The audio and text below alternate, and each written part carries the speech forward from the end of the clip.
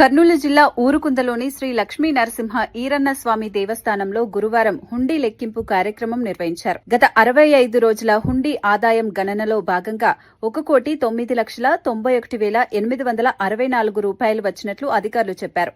అన్నదానం హుండీ ద్వారా మరో 10,71,889 రూపాయలు సమకూరాయి. మొత్తంగా 1,20,63,753 రూపాయల ఆదాయం నమోదైనట్లు తెలిపారు.